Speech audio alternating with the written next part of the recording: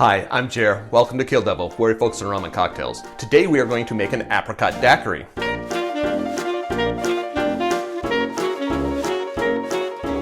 To make this drink, we're going to start with the rum. 2 ounces of your white rum. 2 ounces is 60 milliliters.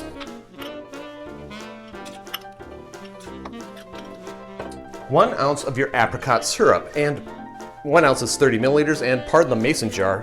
I make a lot of this because I love this syrup, when apricots are available.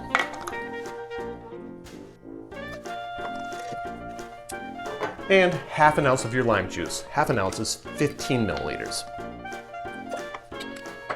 Add your ice and give it a shake. Strain that into your Anderson Ancestral Coupe or any coupe of your choice. And garnish it with a lime wheel. And there you have it. Apricot Daiquiri. Drink liquid spirits.